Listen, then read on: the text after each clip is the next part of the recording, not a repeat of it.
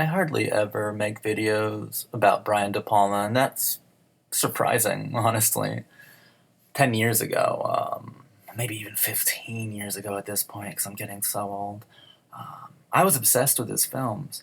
I studied every one with complete fascination, thanks to Tarantino gushing over him in a Charlie Rose interview I saw when I was very young. It led me right to De Palma, right into his arms. I had most of his films memorized.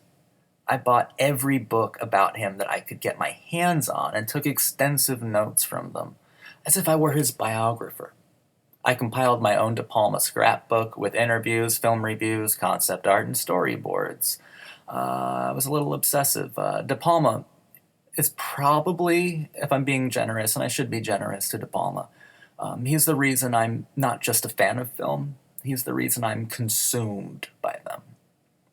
Blowout is an astonishing film. It is sophisticated and focused. It's also incredibly eloquent, indicative of a director in his prime. It's a film of technical virtuosity. I think it's easily one of the single greatest films of the 80s. And certainly the best put together example of pure filmmaking that era, that decade, especially for American films, has to offer. De Palma was a rigidly visual artist. He believed, as do I, that films should be mostly visual. Blow art is filmmaking at its most inspired in that case. It's film directing at its most valiant, centered, and organized. It appears as if it were assembled by the most intricate but impassioned of watchmakers. Blowout is total invention. It's made up of simple genius. De Palma's camera work is more than fluid. And it's also more fluid than it has ever been. Its movements are more refined and less conspicuous, adding to Blowout a complex artistic quality.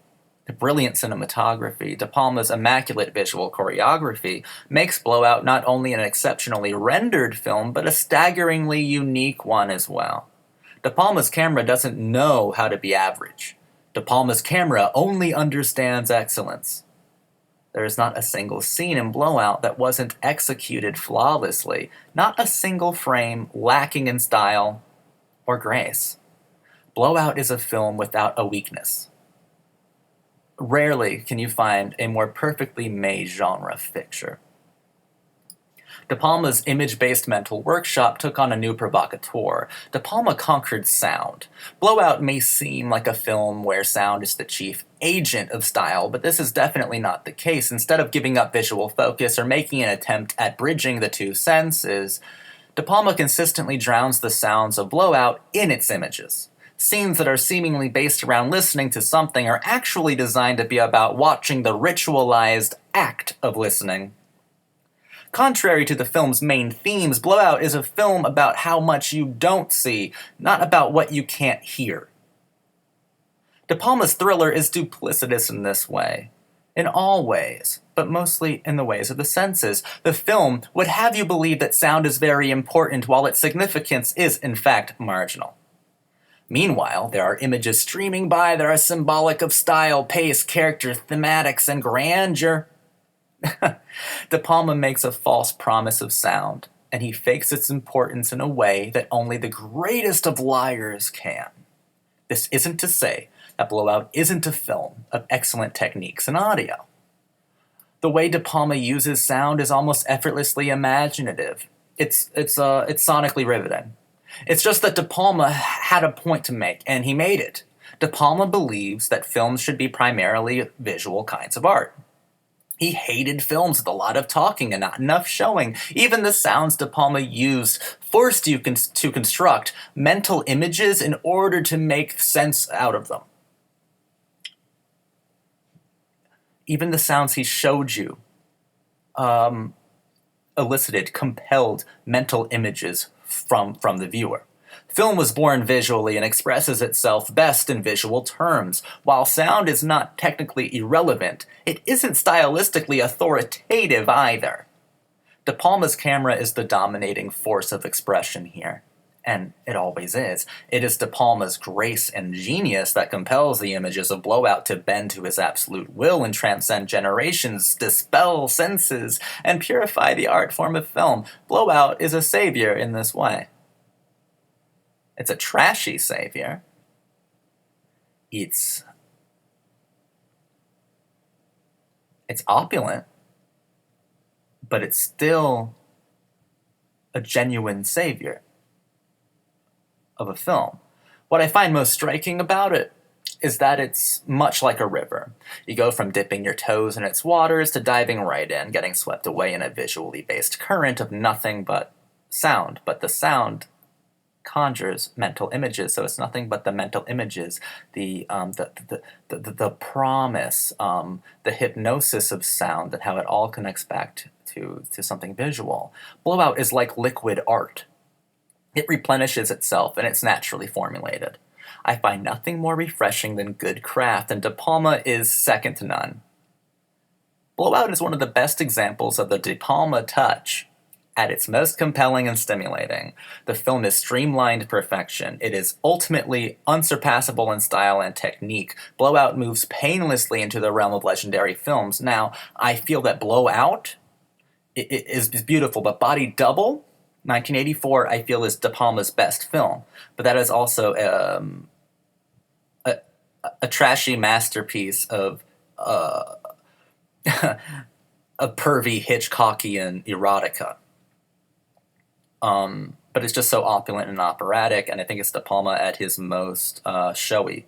And then even Phantom of the Paradise might even be better than Blowout in my mind, but that's for the same kinds of reasons. Blowout is a wonderfully made film, and I think it does show De Palma arguably more mature. At least that's how they decide that filmmakers get more mature, is when they're kind of when they hold themselves back, when they keep themselves in check, their ego in check. And Blowout is an egotistically made film for sure. I think it's a lot more devoted to its story than other films like Sisters, Phantom of the Paradise, and Body Double were. Body Double was focused on a feeling, on an atmosphere, on a vibe, on a mood, on making you feel dirty after watching it. Like Body Double should be a B movie, but it's just so incredibly made that it elevates it to art house. And you'll never see an art house movie that's trashier than Body Double, which is why it's my favorite. But Blowout also benefits from the faultless performance given by John Travolta. John Travolta is incredible in this film.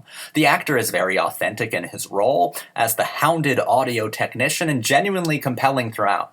I thought he showed an enormous amount of talent and a keen emotional sense.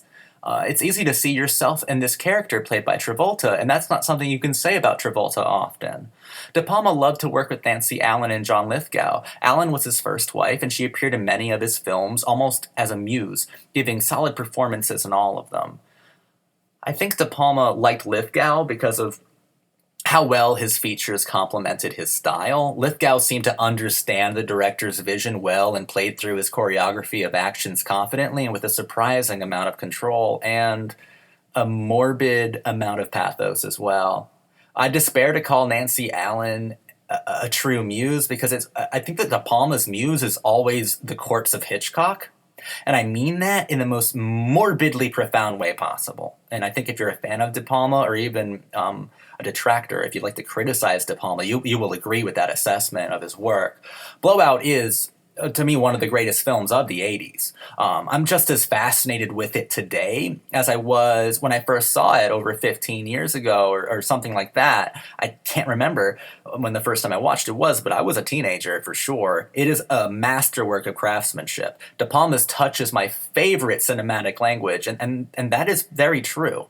That is very true. I am spoiled when it comes to De Palma's visual vocabulary, for sure. De Palma's language is interesting, appealing, and it's probably the most coherently egotistical mode of film dialect. The De Palma film language is one that I am completely enamored with. I can't help trying to speak it. It's a beautiful form of expression, and it's a language that I highly identify with, and I think I'm fluent in it now at this point. But Blowout is one of the best of all film languages. I love to watch it work. I love to hear it talk, because to hear it talk is to see it in your mind. Blowout is perfect because of the content of its images. It's perfect because of each one's unique position and De Palma's intricate arrangement of expression. It is fantastic on account of its composition and for the fact that it was so carefully composed. It's great because that much is undeniable. It's a masterpiece because it continues to flow like a red river of cinematic inspiration. Genius. It's movie making, pure movie making. But ultimately, why I love it so much, it's a space of personal sanctuary.